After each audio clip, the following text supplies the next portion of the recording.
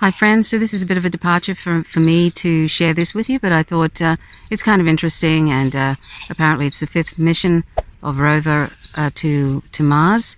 I don't really follow NASA stuff very much at all, probably because I feel like we need to resolve a whole lot of stuff going on Earth, including the climate crisis and the sixth mass extinction.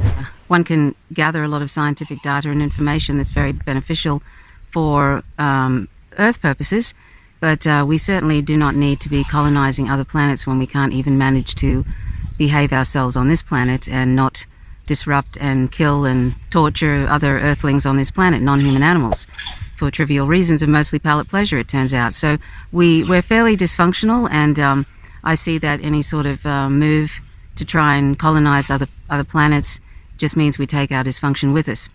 Having said that, it's kind of putting aside those problems, and also the fact that the military is going to use any sort of information that is gathered from any of these space explorations to use it against other countries and and people on this planet. Putting that all aside, just looking at this is sort of an interesting and kind of just seeing how much work people put into doing this kind of exploration. The sort of minds that are put together to bring this together is kind of fascinating, and also the technology that is used to actually bring this live stream to people, using 3D. I sort of found that pretty interesting, so I just screen recorded what some of the just before the landing and after the landing, and just to in case you missed it, just to show sort of how interesting and how far everything has gone from, like, I was old enough to actually watch live the moon landing. Of course, that was in black and white, and I was about, 9 or 10 years old, and I watched it at school, and that was pretty fascinating at the time, and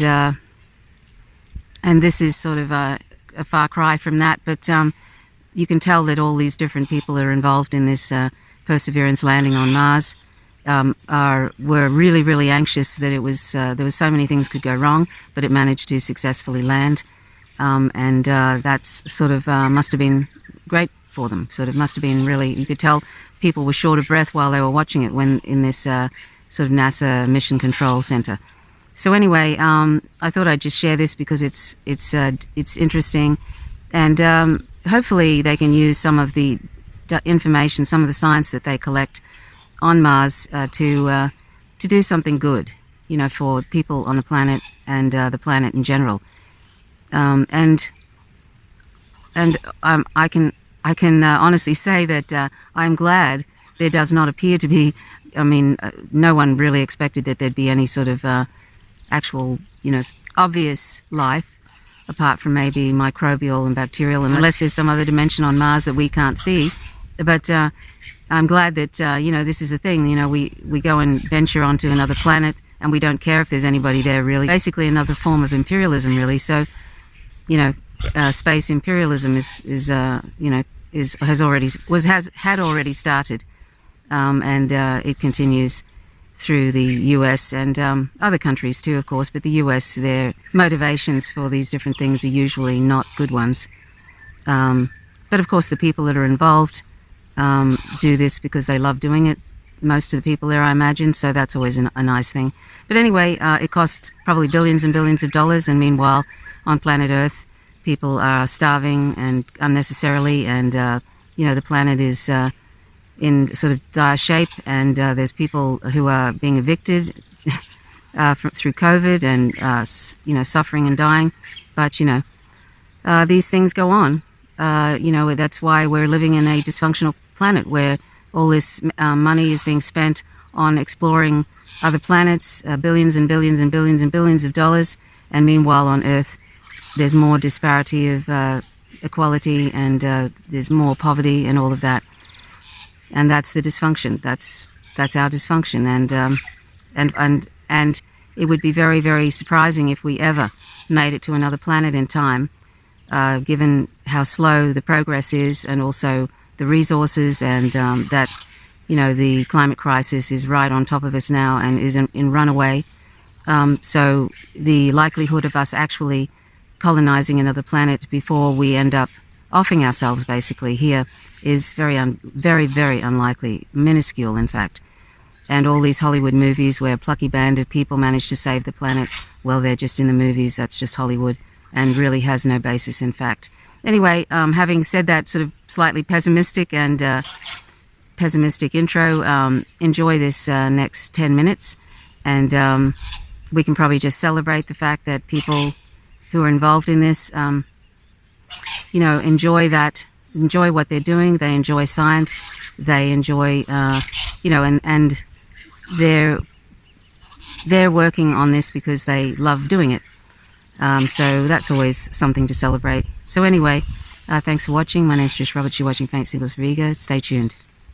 Okay, so now the vehicle's on its own. It's turning itself into the direction of facing the heat shield toward Mars, and will eventually hitting the top of the atmosphere. We're not far away. This is going to go very quickly from here on out.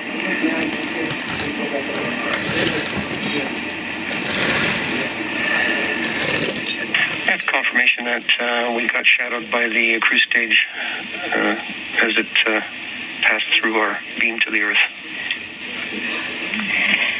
Telecom indicated actually that we could see a signal that the cruise stage went between the Perseverance entry capsule and Earth. So we saw a little blip, the data stream indicating the cruise stage separation. We have confirmation that the vehicle has started warming up those entry thrusters. Warm-up pulses have begun.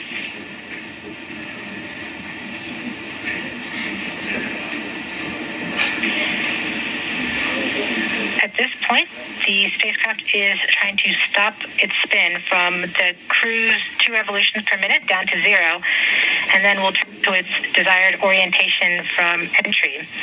It will separate the 2 balance masks that have kept it balanced during all of cruise. This will allow the entry capsule to have lift when it enters altitude. We're about 7.5 minutes from entry interface. Okay, the vehicle is pointed in the right direction. Thrusters are warmed up and doing their job. And now we've spun down from the 2 revolutions per minute that the vehicle had the whole way to Mars as a spin-stabilized spacecraft. And then from here on out, it's going to just be a bullet, and it's going to control its orientation and attitude via rockets on the back of the back shell. Points carrier lock. The DTE from Radio Science from Green Bank reports carrier lock. Yes. You see the carrier on the downlink.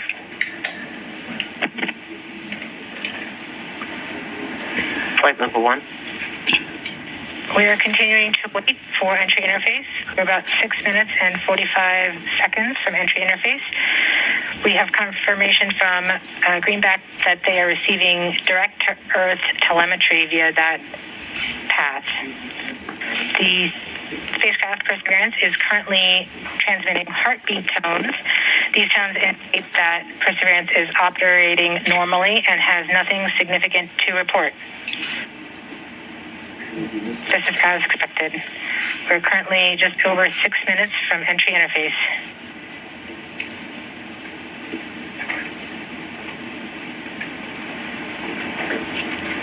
Okay, now we wait.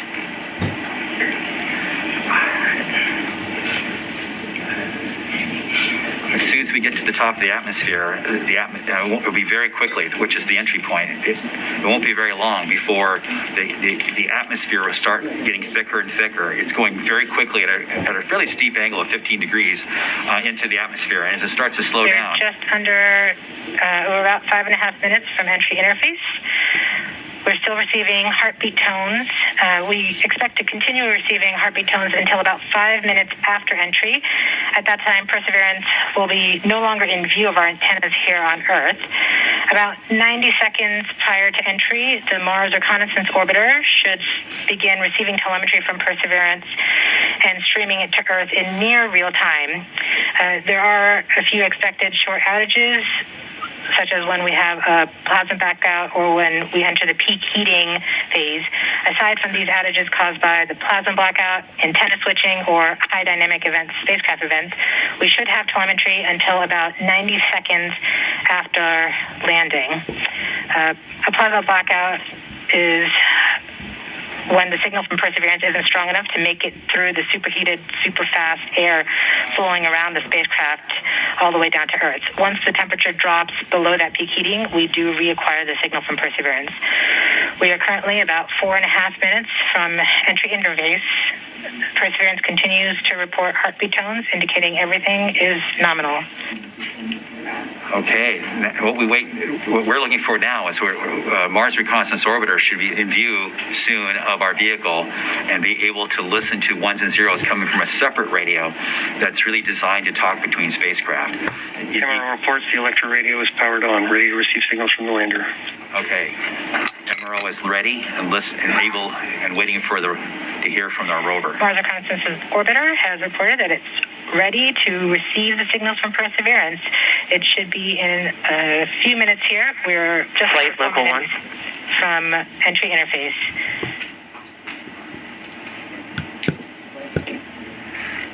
We don't need these ones and zeros, as Swati said, but to land safely. But we really need it for our own health and well-being today to keep our nerves in control. But around this time, a second spacecraft, MAVEN, should begin picking up telemetry from Perseverance and will continue to record that telemetry until several minutes post-landing. We won't get that data for several hours after landing as it's being recorded and then will be forwarded to Earth later. We are continuing to receive heartbeat tones, indicating that everything is nominal. We're currently at about 3 minutes until entry interface. Okay. Very soon we'll be getting ones and zeros, I hope, from our radio on the rover.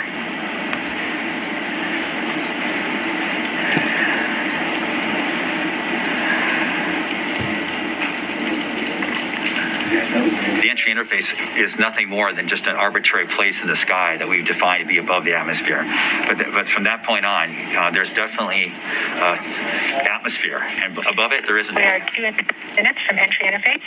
Perseverance is to transmit heartbeat tones, indicating everything is nominal.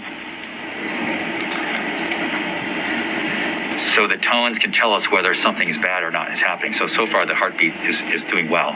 So the vehicle thinks it's in good shape to land, which is a great sign.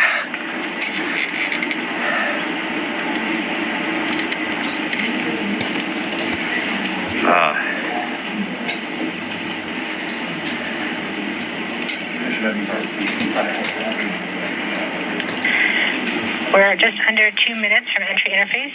As it gets closer to Mars, Perseverance is actually being pulled in by gravity and accelerating. By the time Perseverance reaches entry interface point, it should be going just under 5.4 kilometers per second.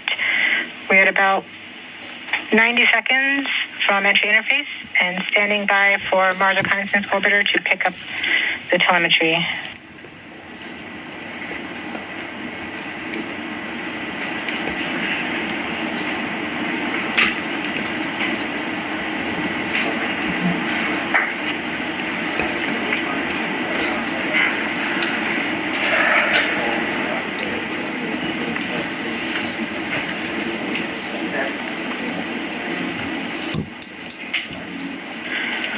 We are 1 minute from entry interface.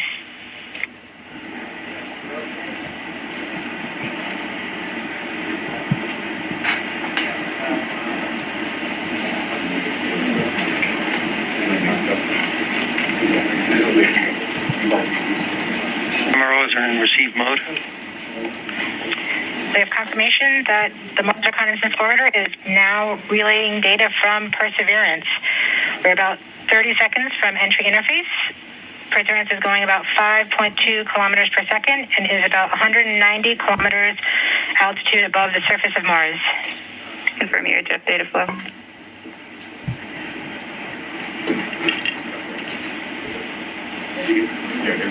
About seconds from entry interface. 5.3 kilometers per second at an altitude of about 150 kilometers from the surface of Mars.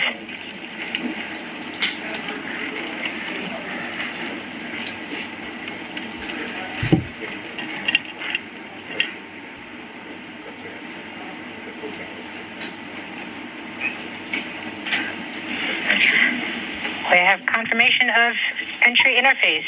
Perseverance is currently going 5.3 kilometers per second at an altitude of about 120 kilometers from the surface of Mars.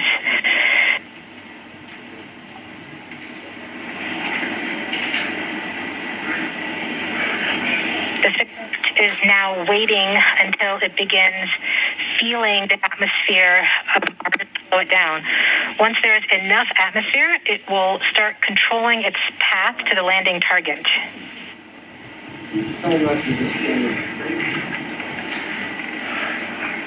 Navigation is also confirming that we can see a little bit of that slowdown of the atmosphere on the Perseverance entry capsule. Our current velocity is about 5.36 kilometers per second at an altitude of about 67 kilometers from the surface. We are probably seeing MRO plasma blackout at this point.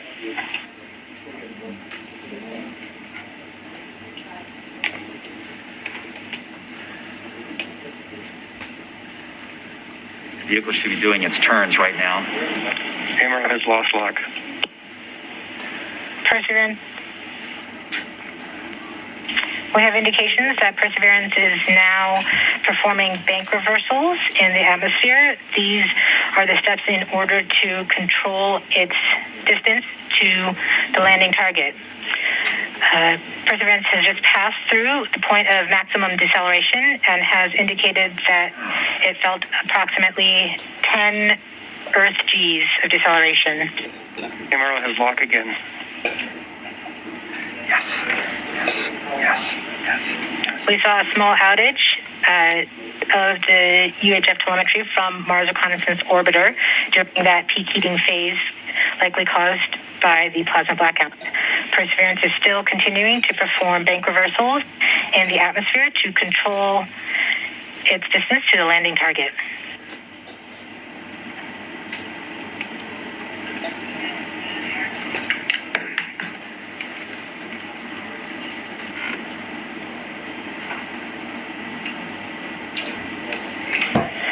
Perseverance is going about 1 kilometer per second at an altitude of about 16 kilometers from the surface of Mars. We have entered heading alignment, which means Perseverance is no longer trying to control the distance to Mars, but to the target on Mars, but instead is flying straight to the target.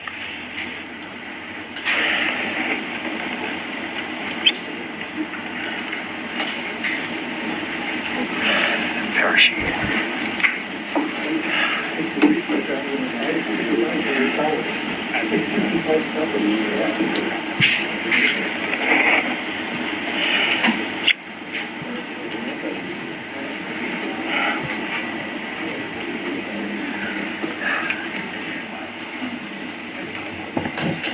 Our current velocity is about 550 meters per second at an altitude of about 15 kilometers from the surface.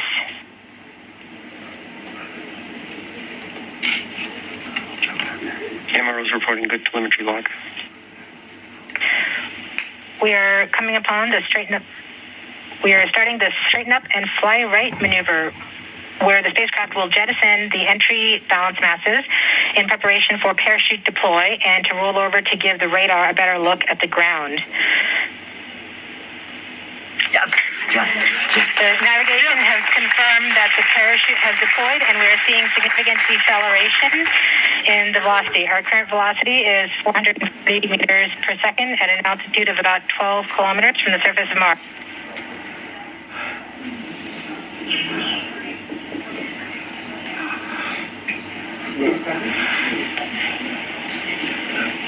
Yes. Perseverance is now slowed to subsonic speeds, and the heat shield has been separated. This allows both the radar and the cameras to get their first look at the surface. Current velocity is 145 meters per second at an altitude of about 9.5 kilometers above the surface.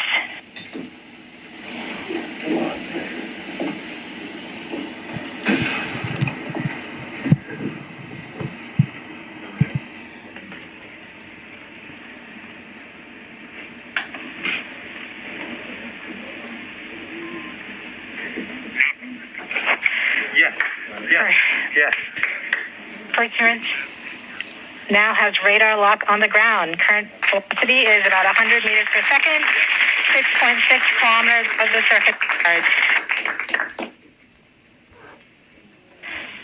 Perseverance is continuing to descend on the parachute.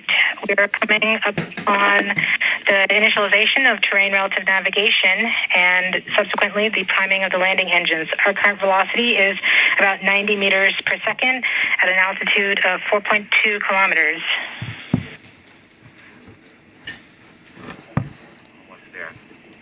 We have confirmation that the lander vision system has produced a valid solution and part of terrain relative navigation. We have priming of the landing engines.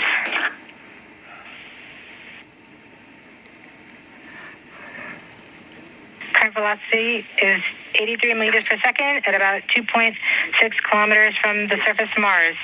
We have confirmation that the back shell has separated. We are currently performing the divert maneuver. Current velocity is about 75 meters per second at an altitude of about a kilometer off the surface of Mars. Here in Safety Bravo.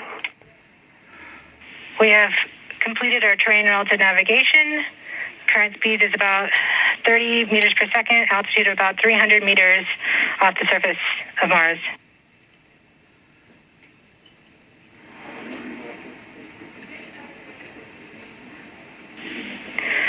We have started our constant velocity accordion, which means we are conducting the sky crane, about to conduct the sky crane maneuver.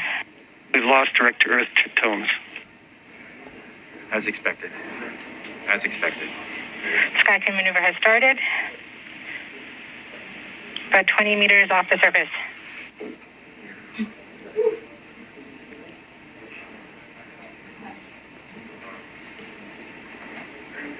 We're getting signals from MRO. UHF is good. Touchdown confirmed. Perseverance safely on the surface of Mars, ready to begin seeking the sands of past life.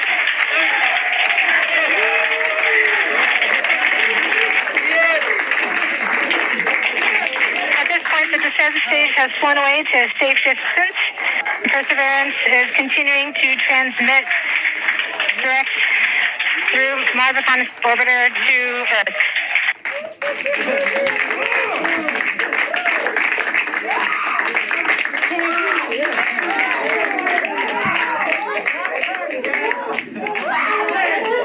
Oh my God. Oh. No reports. They're still getting telemetry from the lander. All right, all stations. We got it. Touchdown confirmed. We're going to wait for the images. Wow. This is so exciting. The team is beside themselves. It's so surreal. Stay tuned. We might get some pictures. That'd be great.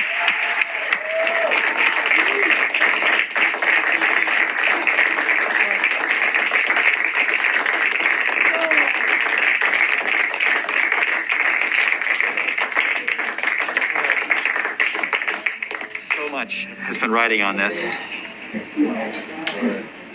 Yeah, we just heard the news that Perseverance is alive on the surface of Mars.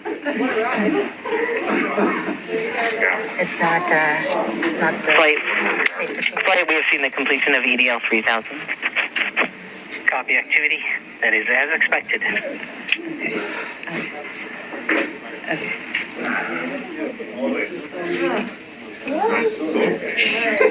MRO is still seeing a strong signal from the lander.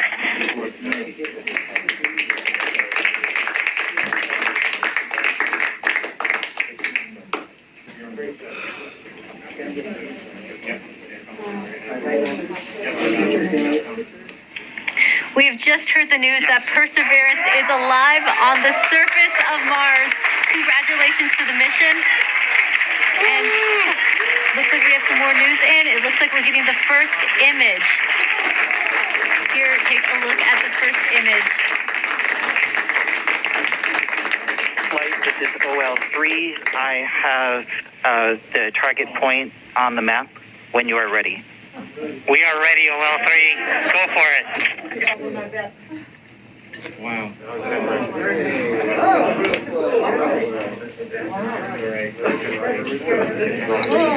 All right. We'll take it.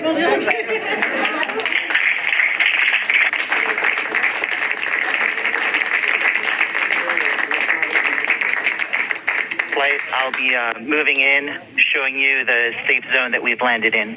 The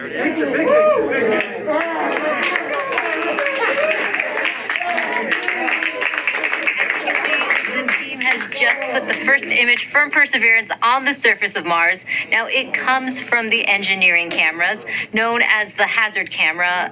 This camera is mainly used to help the rover drive safely around Mars, and we will get higher resolution photos later in the day. Look at that, right? You got the safe.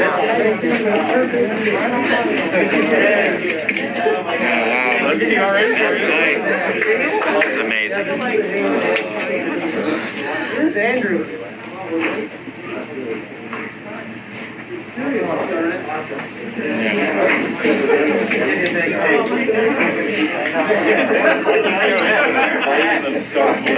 For Steve. Stand by for Steve. Oh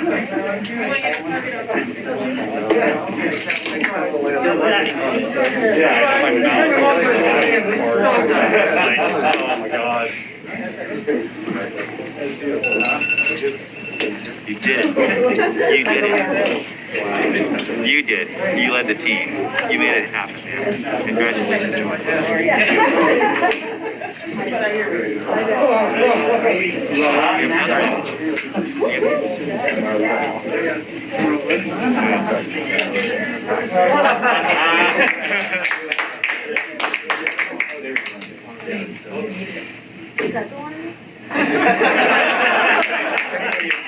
We just got our second image in.